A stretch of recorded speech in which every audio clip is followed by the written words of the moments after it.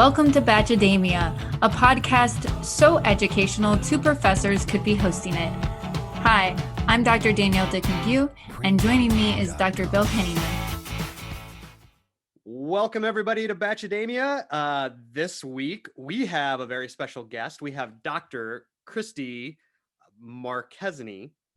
No, that's not how you pronounce it. Marchesani. My phone says Marchesani, and I like to give her crap. So Kristi is the Associate Director of International Recruitment.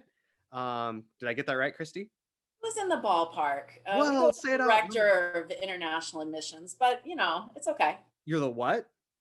We go by the Director of International Recruitment and Admissions. Oh, okay. Well, Yes. Then the university needs to update the directory because now they only have you as Associate Director. Right. I hope you're not getting paid Associate Director money and you're doing Director duties. Well, I'm probably doing like way up high duties and only getting paid. But complaint. No, it's my service to the university. I'm happy to do.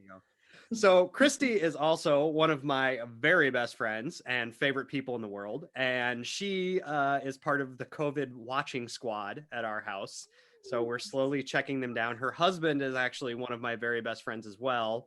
But he has stated very emphatically he does not want to be on the show. So, well, he's a bachelor virgin. Like, this is the first time he ever would even consider watching it, probably because Bill asked him to, not because I would ever have asked him to. So I do a lot of stuff for Jorge that you can't, Kristi. We won't go further on that. Have you been to, Kristi? What? How many countries have you been to? I have been to 104 countries and every continent. Yes. Including Antarctica. And I would point out that on the UNI website, it says your territory for recruitment is the world. Like, it's like anything but the USA. So the rest is mine. Yeah. That's wild. I bet your job has been really interesting and impacted by COVID. Oh, for sure. I mean, it's just everything about it is different. I used to go on glamorous tours to recruit students, and now I pretty much get up at 3 a.m. to go on a virtual fair and sit there and stare at the computer. So, but it's okay. We do what we got to do. I forgot. Yeah. So Kristi used to be, it would be like, so we sit by each other at basketball games too. And we'd be like, is she going to be here? And well, her flight got delayed in Myanmar. And now she just rolls in, to our house. And she's like, I had to be up at 3 a.m. to do some recruiting fair. So yeah, we've all had to adjust. So that's my saga. That's a very diplomatic way of saying you're getting screwed in this. Yeah. Yes, there's pros and cons to everything, but it's been a trying year, and hopefully we are optimistic that it'll be better in the future, and we'll have more international students get to UNI because they're important. They're an important part of our community. We do have listeners from almost every continent except Antarctica. So if you are listening and you would like a top-notch education in a Midwest location, talk to Kristi Marchesani at UNI. Yeah, there you go. Who knew this could be a recruitment activity? All right. So we are on to question of the week. So this question, and I will point out that Kristi loves questions. I am not a fan of this type of thing. And every car trip we've ever taken, she brings her book of questions. And I have many of them. Yeah, she has several books of questions. So it's fun for me to finally get to be the person that's bringing up the question. If you owned a boat, what would you name it? I would go with, I can start. I would call it The Big Ed. So this is a crossover with 90 Day Fiancé because I assume that it would not be that nice of a boat because I don't make that much money, but I'd be really proud of it, much like Big Ed from 90 Day Fiancé, who is not very attractive, but he thinks he is. We also have a dog that looks like Big Ed. So that's awesome. Go ahead, Danielle. So around the corner from where I live, there is a boat named Nuttin' Fancy, and I love it. And it's pulled by an equally fancy camper. And I just find it so charming. And I realized that like owning a broke boat is probably not as glamorous as my imagination wants it to be, but I really like and appreciate this boat every time we walk past it. So I'm going with nothing fancy. Like it. Nice. Well, I'll tie mine into this dating show topic because I will go back to before I was married when I was dating. And all of my precious friends, including Bill and his wife Elaine, really were invested in my dating because I was dating online and going out and meeting guys and the whole fun bit. But their biggest thing is they wanted to make sure that whoever I met and ended up with had a boat. You can see how they were invested in me and my happiness. So there was this big topic about, does this person have a boat, and finding someone with a boat. So in that vein, I will go with the Urban Dictionary term of boat digger, which is someone who's trying to find someone who has a boat. So that's my boat name. I like it. Yeah, that is my only complaint I can lodge about Jorge, Kristi's husband, is that he has yet to buy a boat, but I'm working on him. He had a really nice inner tube though that we go rafting on. So we'll just stick with that. I think having a friend that has a boat that you can enjoy. Yes. Yeah, much better than storing and dealing with the boat. You just need to know someone. I've always heard that the day you buy it and the day you sell it are the two best days of owning a boat. Everything in between is just horrible. So, okay. So describe this week's episode in one word. And go. Accountability.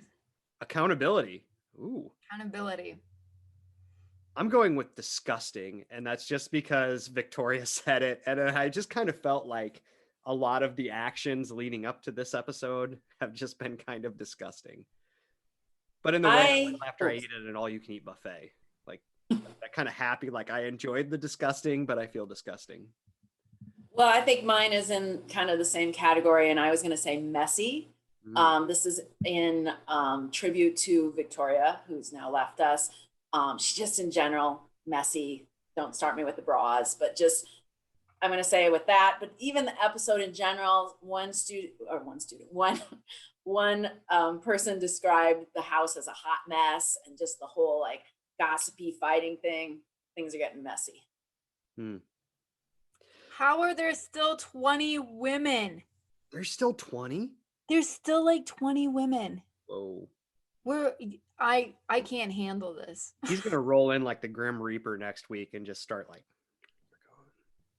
Yeah, but I feel like there's a lot that are still in contention. I mean, when I think he's really good at making connections. And so that's going to be his like positive, but also his detriment. Because I feel like there's a lot of really strong connections there. So speaking of him, he comes in hot. He has this monologue where he addresses bullying. Any thoughts on that? Any thoughts on how he did it? Any feelings? Chance to talk about your feelings, folks. I'm glad that he finally spoke up. I've criticized him, as Bill knows, in the past for being kind of like letting stuff happen around him and acting like he's oblivious, and it's not his problem. So I felt like it was good he came in. He didn't look like the most comfortable with that moment. So I think that he had to step up and do it. So I was happy for it. I thought he handled it well.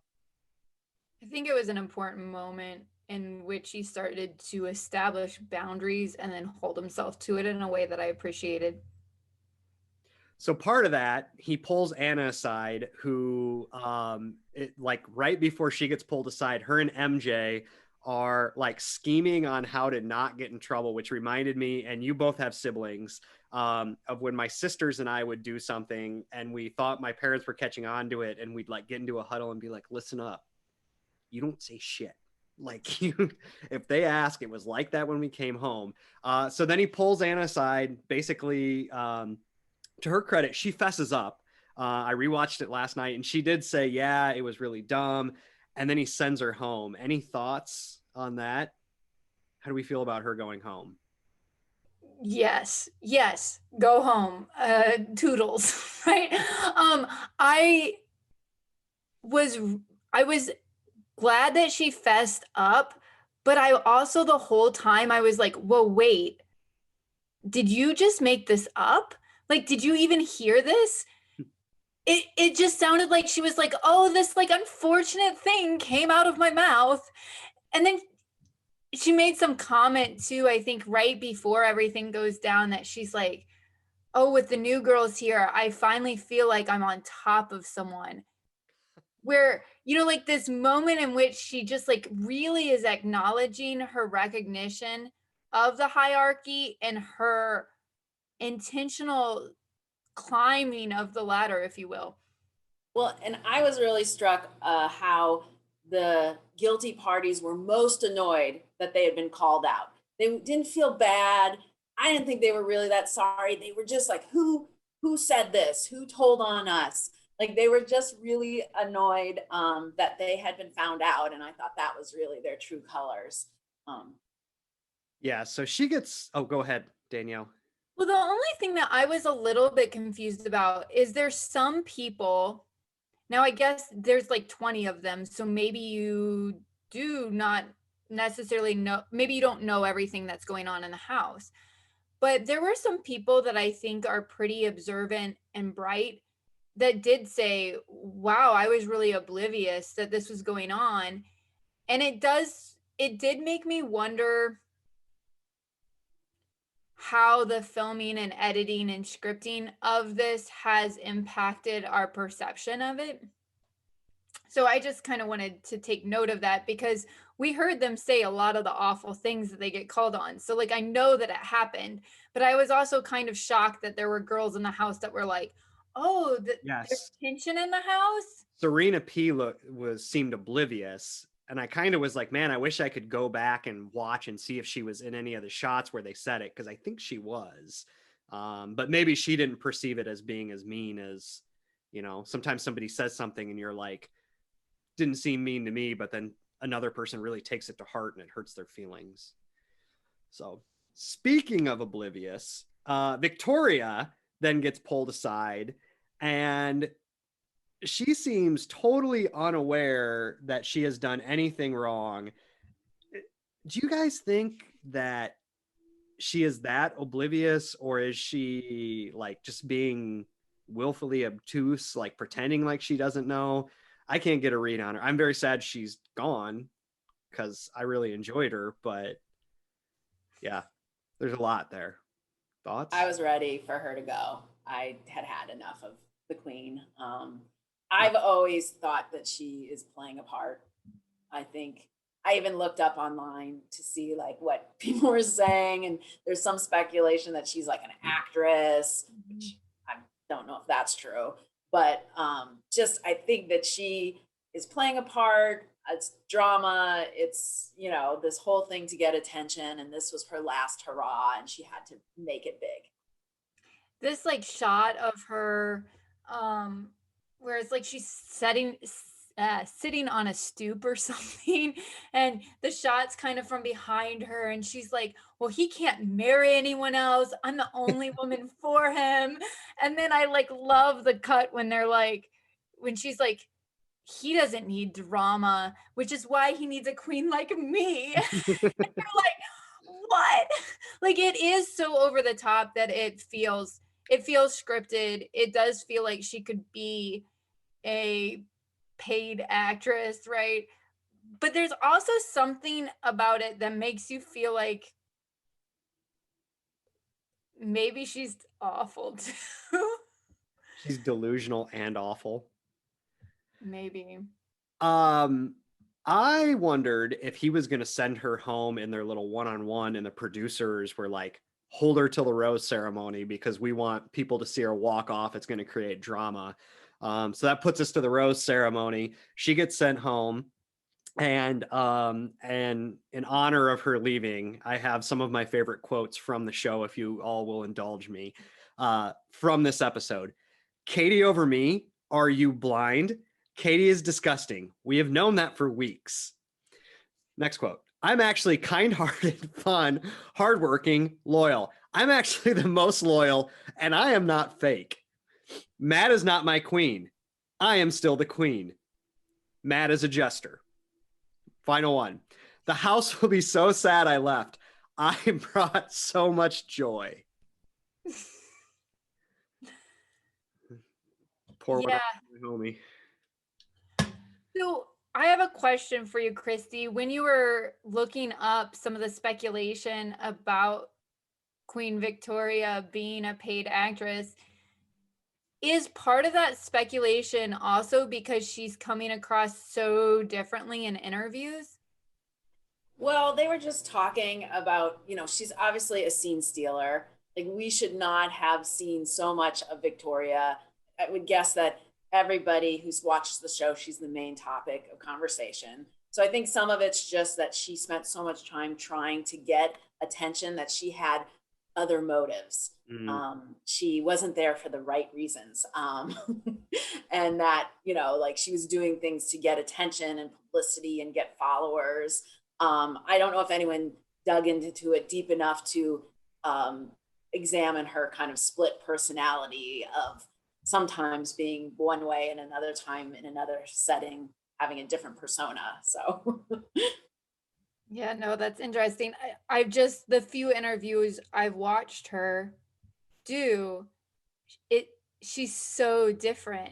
Yep. Both post Bachelor, like after the show, okay, I haven't seen any. she looks different. She looks way better, and she seems kind of normal. She's not as self-involved, and does she explain her behavior at all?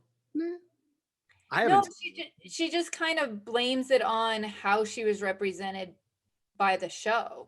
Oh, the old editing thing, right? Yeah. They took it out of context. Right. Like when Matt asked her and she was like, he's like, I heard you called her a hoe. That was taken out of context. In what context do you call a woman a hoe and it's okay? And she just like had this blank stare. Like, yeah, that was a great moment. I really appreciated Matt in that moment, because to that quickly kind of pull that comment back, you're like, yep, thanks. You could tell he had had enough. When they sat down to talk, he was just like, the look on his face was just like, I'm done with this. Like, you're not. I felt like both Anna and Victoria, this was convenient for him because he could send him packing. Yeah, I'm not sure this is what he signed up for. I think he's a little in over his head as far as this. So I think he does need to get less women in the house, get focused. So I think this maybe is a good turning point, although obviously there's still some trouble brewing. Good setup. The rose ceremony. He starts sending people home. Obviously not enough. Victoria goes home. Long live the queen. Anna, the teeth talker, went home. Lauren, who is the lawyer from Florida. Mary, the marketing director from Maryland. And then Catalina from Miss Puerto Rico. Any words on the dearly departed? I felt like Serena should have got sent home. Not Serena P, but the other Serena, and they should have kept Victoria. But that's my thing. I want the drama. But we have extra credit from Danielle now. Yeah, so a couple of weeks ago, we talked a little bit about Mean Girls and some research on Mean Girls, and I'm going to expand a little bit on that. But for people that maybe didn't listen to that past episode, the concept of Mean Girls is not that old of one. People have been acting mean for a while, but the calling people mean girls really came about in the early 2000s with Rosalind Wiseman's book Wannabes and Queen Bees, or Queen Bees and Wannabes, excuse me. And basically it was this idea, hey, women are just as aggressive as men. They just express that, they communicate that aggression in a different way. So kind of thinking about it this week, I came across a really interesting article called They're Not Mean Girls If They Are Adult Women, Reality Television's Construction of Women's Identity and Interpersonal Aggression by Steve Downing. And what's really interesting about this piece for me, well, there's a lot. It's a really great article. I recommend if you can track it down to read it. But it was talking a lot about romance, reality TV, and gender typologies and stereotypes. And, as you can probably guess just from watching, that there's a lot of ways that there are these stereotypes. especially tied to gender, that kind of play out through these types of television shows. But what was sort of interesting is the way that they talked about emotional economy, or this idea that expressing emotion in particular ways is an important way to establish authenticity for both reality TV shows, but also for the identity of the person that's cast in that role. So when people are emotional, we tend to assume, if we see someone cry on a show, or when they do the little confessionals, audience members, even if you know that it's scripted, things like that, we tend to see those extreme displays of emotion as more authentic. Oh, that's genuine. You know, so whether that's someone crying because they're upset, or whether that's, Victoria, having an extreme reaction, because it is like when she walked away because she was so mad when, a couple of the girls were talking to her, we might see that like, oh, that was a genuine response, because it seems so quick and raw and emotional that we don't think of that as possibly performed, right? And one of the other things that they talk about in this article is that while we see Mean Girls when they're younger and we see this as a problem, Mean Girls is also sort of this strategy, both social and emotional capital in certain ways, for women on these shows to assert dominance over other women, thereby enhancing their ability to acquire the male partner, if you will.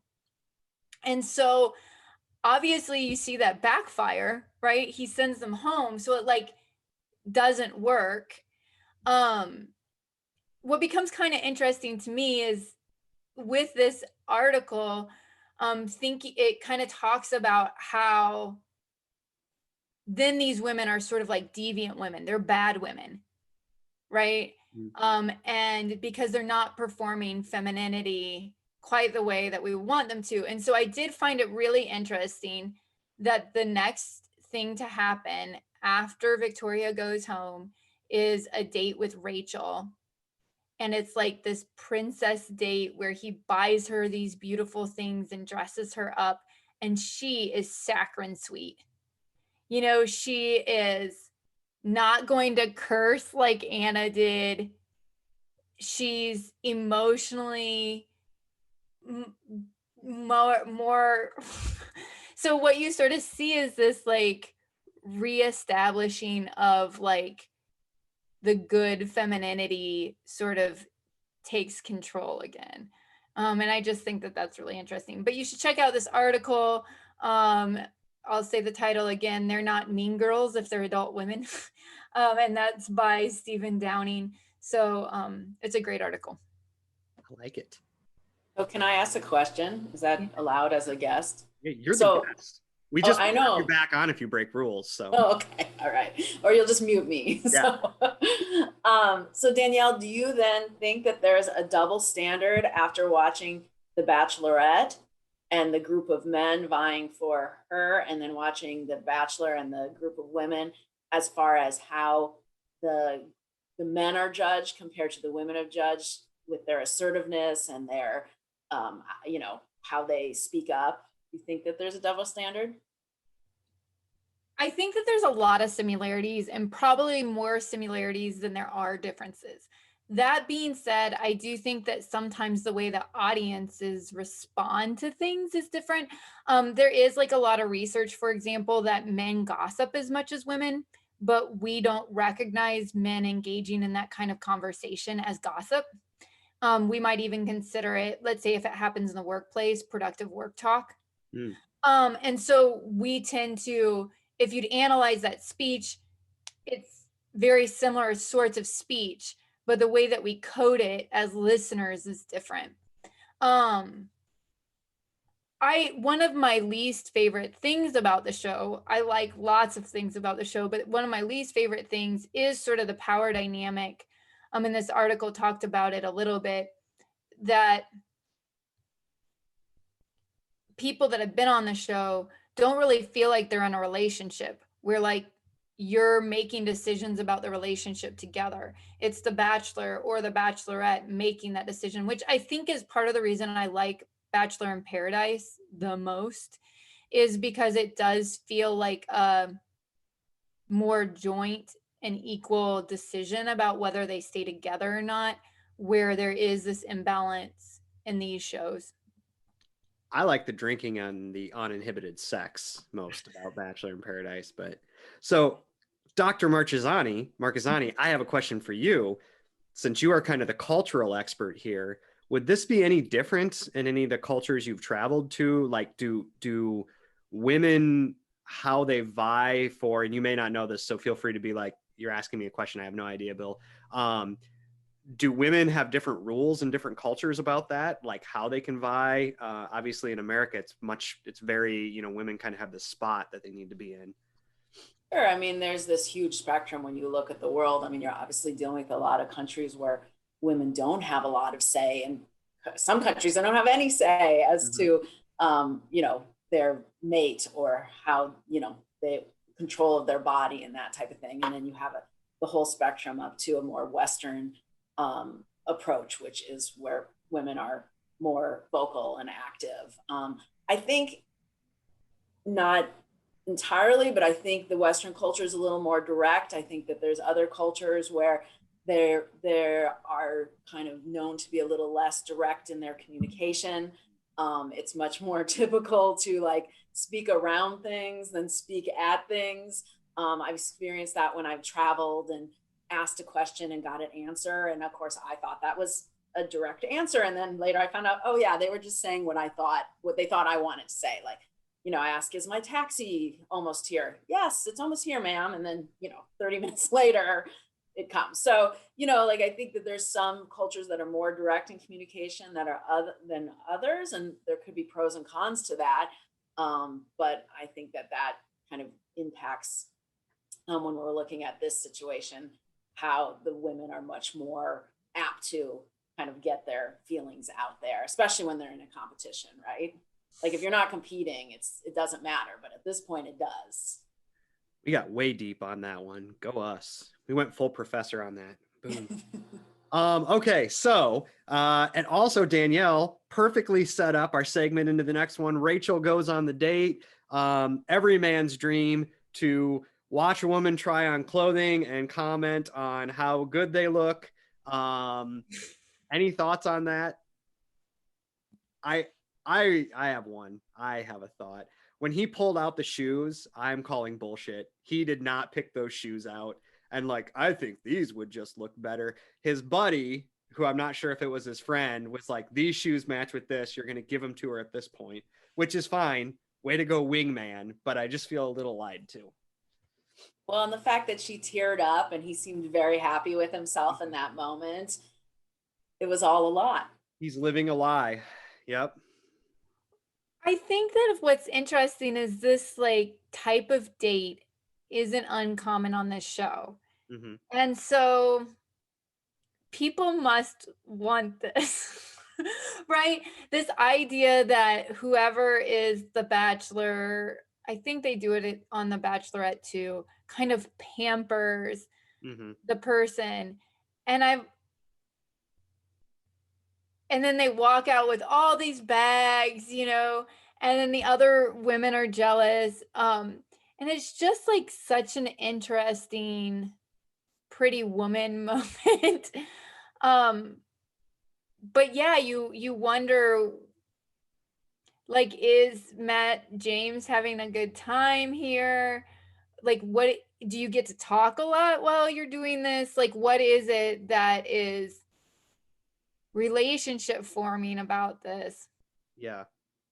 Well, I did think it was interesting because later on she talks about how, you know, she's always been very insecure and doesn't feel like she deserves things. So maybe there's that tie, like, okay, we're building her up, we're making her feel beautiful and wanted and cared for and all of that stuff. I kind of get that. And maybe it fit with who she was and helped her to come to terms with that. I don't know. It was in some ways sweet, but in other ways, I think it was a little over the He's top. still at the point in the relationship where he's like pretending he's interested in stuff, which I think we all do. Like when you really like somebody and you're like, oh, I love Sex in the City. Well, like Well, football's awesome. Like I said to my husband, like, what if these guys, like a guy who's a bachelor, is not romantic or at all, and then he gets off the Bachelor, and whoever was dating him was used to these like big dates that were fancy and gifts and fireworks and a country music singer, you know, like whatever, the whole shoot and shebang. And then he's like, hey, it's Friday, let's grab a beer and watch Netflix. And they're like, what? What about all the, I mean, I wonder if that's a problem post Bachelor for all these couples, because they're used to having producers and people setting things up. so there's a pretty good literature base about how people misattribute attraction to exciting stimuli.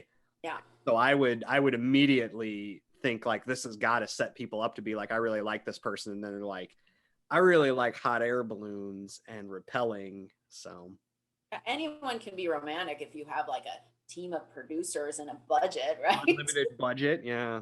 Elaine used to go to movies, and then at some point in our marriage, she just looked at me and was like, I don't like movies. I don't like fiction movies. I'm not going anymore, which I appreciate because frankly, I go to the movie by myself.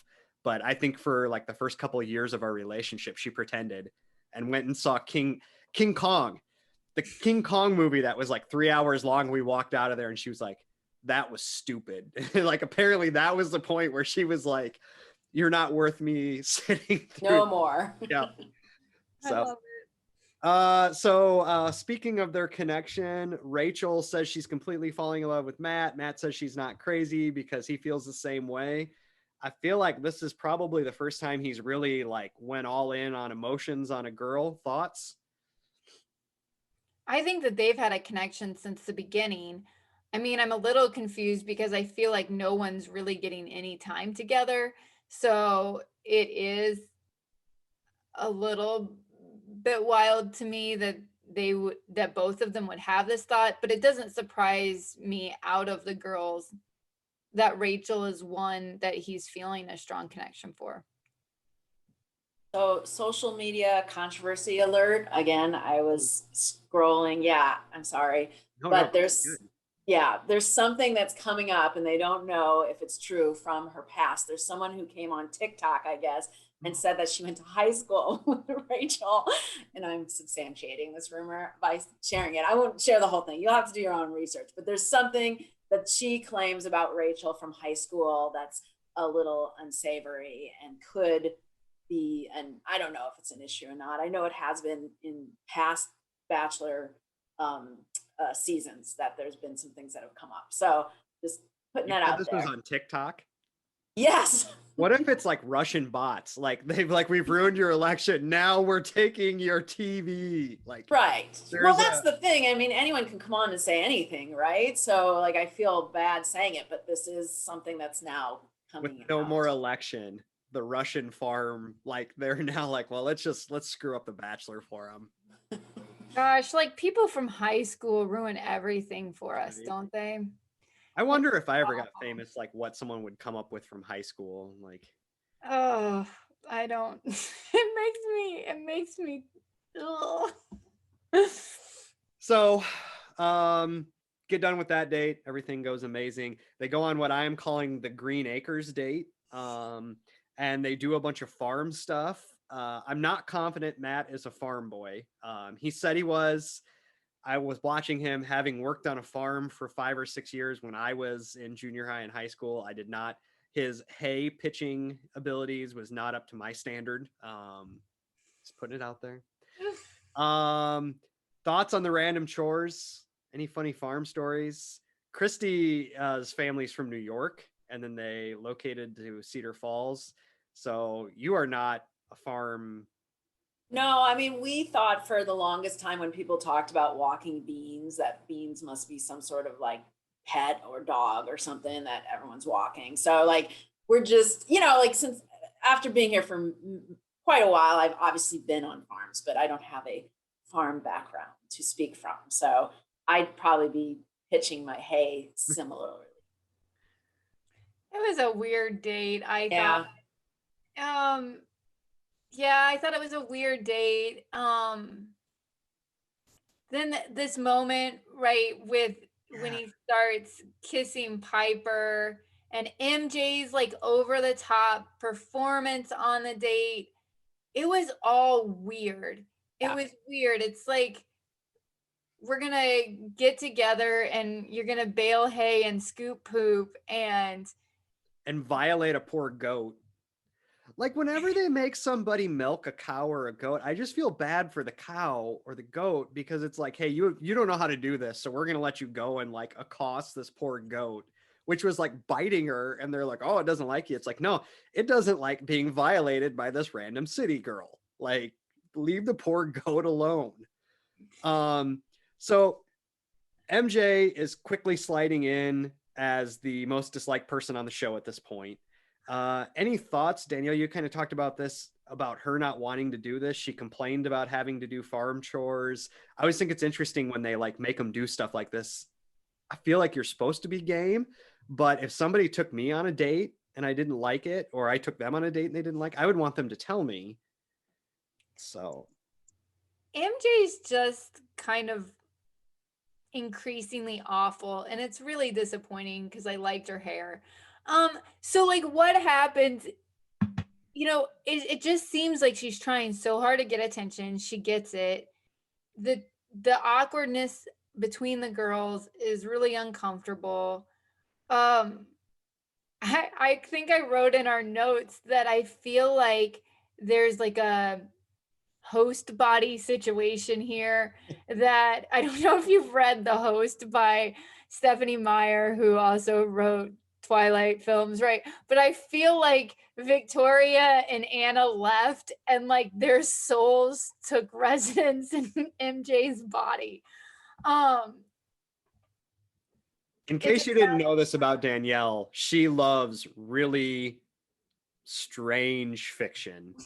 And I love getting texts from her where she tells me about some book she's reading. Like right now, you're reading a book about a mermaid.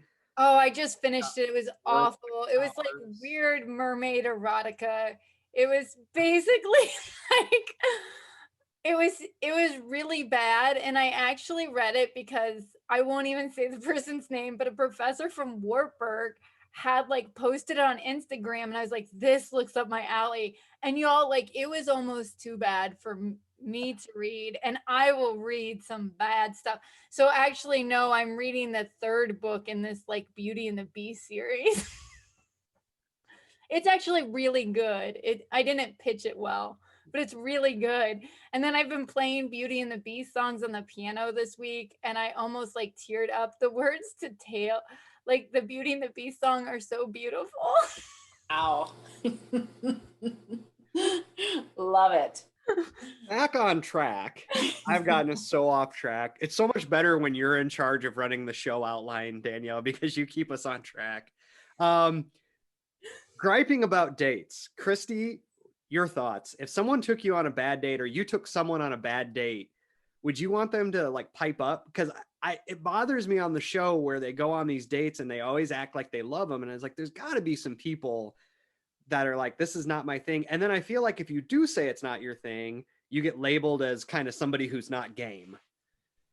Yeah, well, I'm a bad person to ask because I like someone with game. Like, I mean, you kind of know me, Bill. I like to do a lot of different things. I like to try stuff.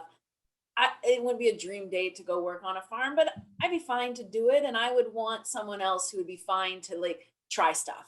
Maybe if on the third date we went back to the farm, then it'd be time to be like, hey, maybe we could try something different. But I think as long as it's not against some sort of moral value or the fighting stuff, I'm a little like, if you're putting your body in danger. But otherwise, yeah, I think it is a test to see who is willing to go with the flow if that's something you're looking for in a mate. So for me, yes, I would want to, if people are complaining like this is stupid, I'd be like, oh, okay, well, I don't know if that you're the person for me. So that's my take. So then, Sorry, Bill. no, what? Sorry, Bill. No, that's, hey, feel free to disagree. Like when won't you disagree with me? Like I feel like our friendship is built on us disagreeing with each other. We have some differing viewpoints, but it makes it Yeah. fresh and exciting. Like grottos, not a fan. I don't know why anyone would go see them. Yeah. Yeah, that's why we could never get married. He doesn't like grottos. So all right. So Abi and Matt sit down and they have a talk about her. So she has she's deaf. And it appears to be genetic because she said that if she had kids, they would likely be deaf. Any thoughts about that conversation? I thought it was interesting, and I thought it was one of the more real conversations that people have, when they talk about having kids. I guess, my my thought is that would be a really difficult conversation to have. And especially because I do think that their time together has been limited. They had a connection kind of right at the start. I think she got the first impression rose right at the beginning, but then you haven't seen much of her, and definitely haven't seen much of her and Matt since then. So I think it would feel really vulnerable to have to put that out there. But I also do think that that's a important way for her to sort of test his response to things. And he didn't really acknowledge it. Yeah, yeah. Because he talked about the parent. Yeah, he kind of mad at it. Like he picked on what he wanted to do and didn't talk much about her.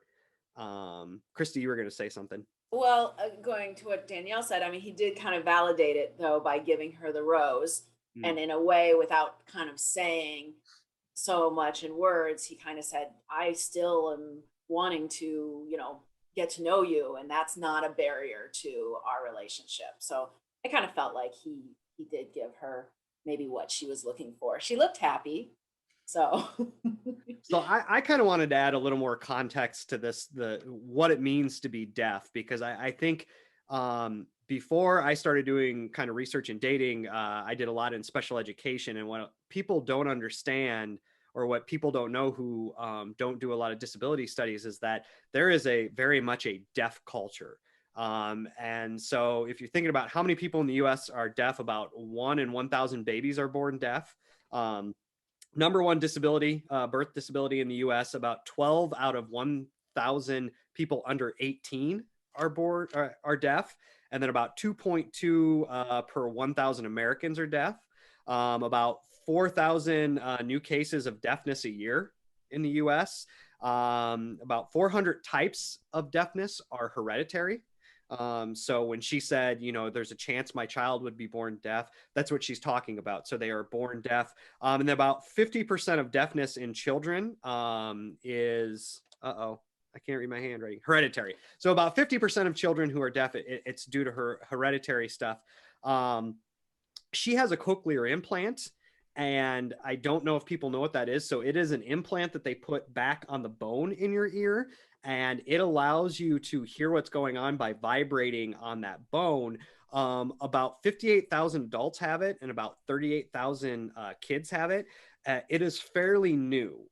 And so a lot of people think, well, why wouldn't you just get this? Well, it is not a silver bullet. You have to relearn how to talk if you had it. If you are born deaf, you never have heard speech, and so you have to relearn how to do that. So if you think about this, for years, people who were deaf had to find ways to communicate, and so this culture sprung up around it, where they used American Sign Language. There were deaf communities. People lived and worked together that were deaf because they could communicate. And so there is this headway that is happening now in the US where people who are deaf are very proud of that culture and what they've created. And there is concern that if you start giving children who are deaf cochlear implants, they are going to lose their culture.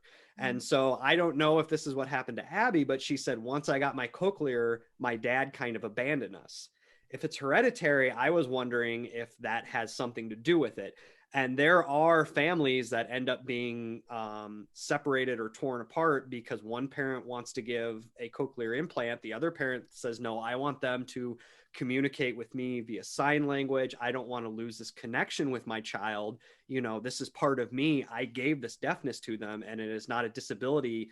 It is like having green eyes to them. And so that's kind of what I wanted to talk about. Also, people will say, well, can't you just lip read?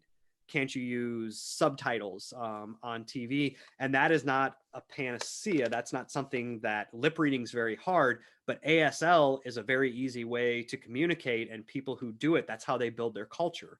And so that's something that I think when she was talking to Matt, maybe he missed, was that he was saying, I have this culture, as much as Matt is saying, I'm a Black male. She's saying, I am a person who is deaf, and this is part of my culture. And I wonder if he kind of missed that point. So if you're looking for a really interesting movie, a bit dated, but it's called Sound and Fury.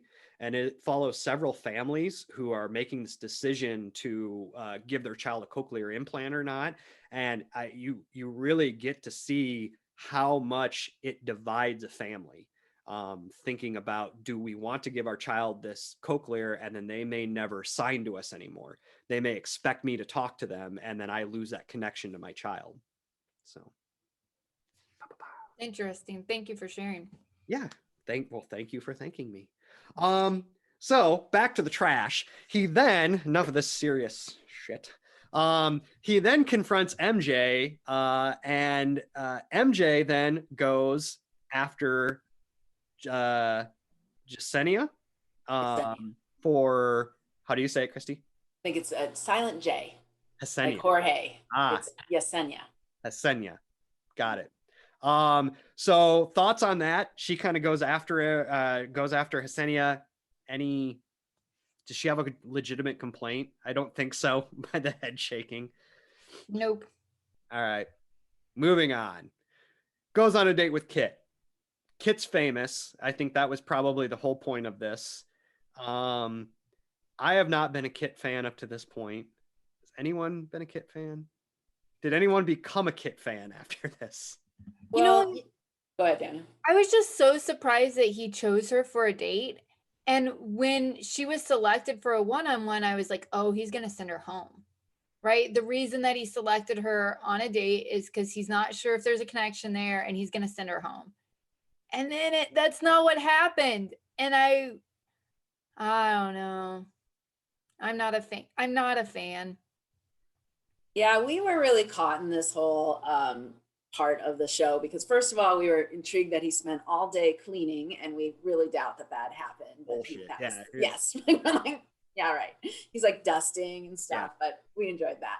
Like when your parents used to tell you to clean, and you're like, okay, shove everything under the bed. Right. And then you go from the scene with Abigail and like pouring out her soul about this very like traumatic or tough, kind of situation.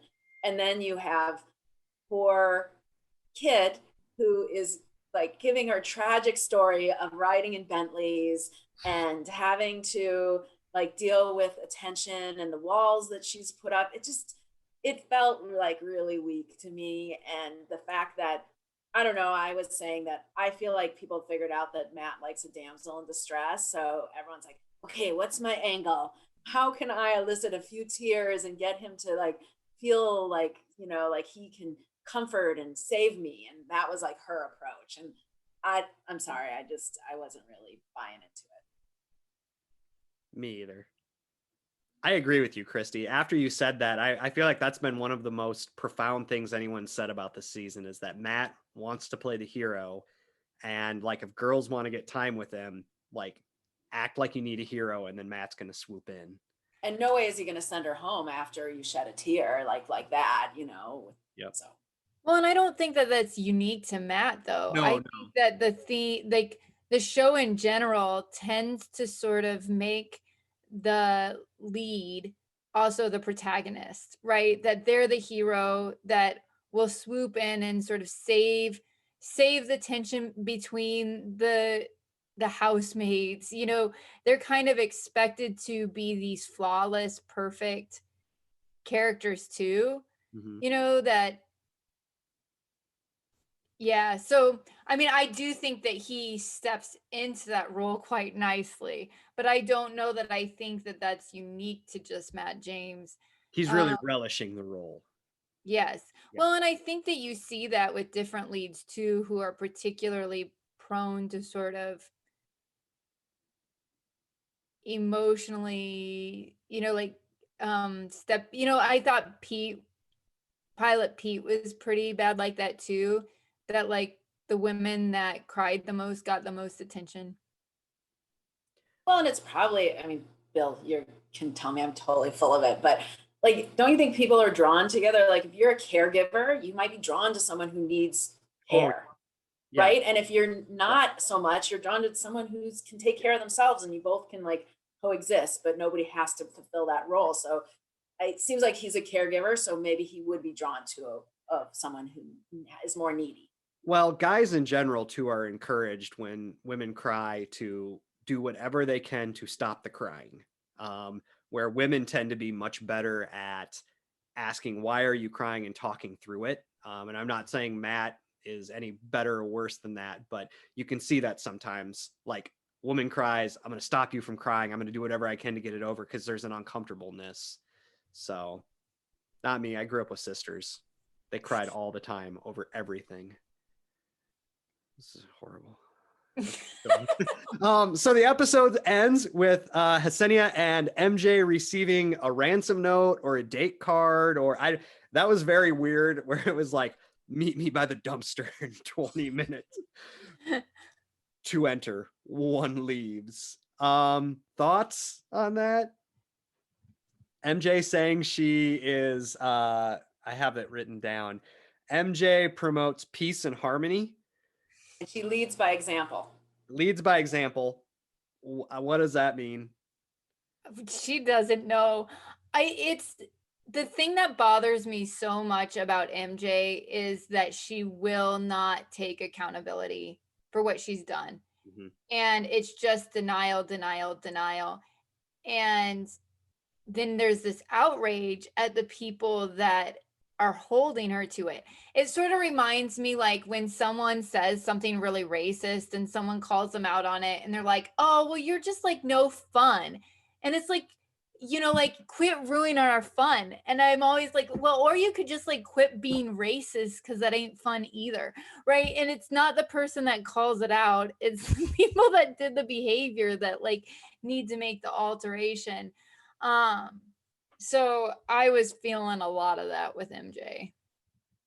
And Yesenia, she's not backing down. I mean, she is. I appreciate that about her. Right. Yeah, she's not going to let, and you can tell that's part of MJ's tactic, is she's going to run her over. And she even said, as they were like awkward limo ride, awkward setting up their suitcases, and then they're both like strutting in there. MJ's like, big hair, I'm gonna blah blah blah blah blah, and I applaud Yesenia. Her power suit on. Yeah, power suit. I felt like the outfit selections really reflected some part of what they were trying to, like, you know, get across. I also really liked how they were yelling at each other, and they'd clearly kind of come to an impasse, and they stopped. And I think maybe they thought Matt was then going to walk it, and he didn't. So they're like, well, it's right back up, and they started yelling at each other again. That was pretty good. I think the next episode is gonna be woo. Yeah. So, episode in a sentence, or a statement, or takeaway sentence. Put a bow on it. Own your stuff, folks. Own your stuff. Ooh, that's a good one. Can we make the title of the show "Own Your Shit" though? But I'll like do like the asterisks for the I. You title this you follow your heart, Bill. Follow your heart.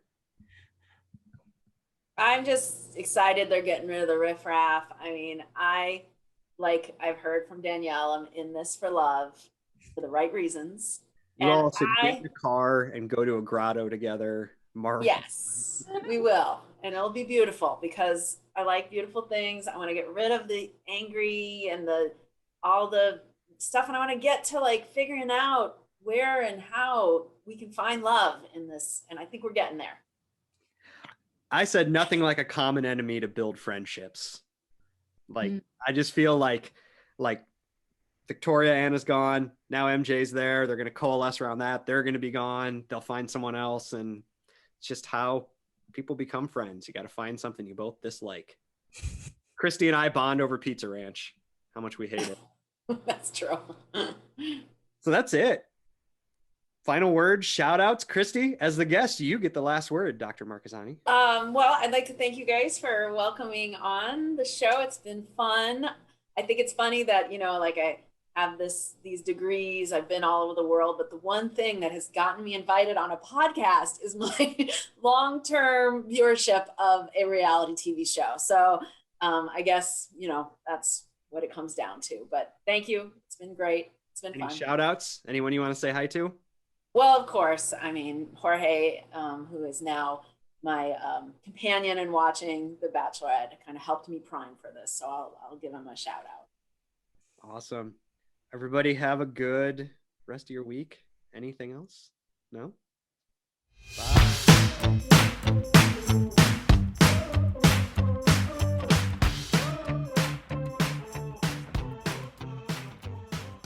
You've been listening to Batchademia with your hosts, Drs. Daniel Dick McGew and Bill Henniger.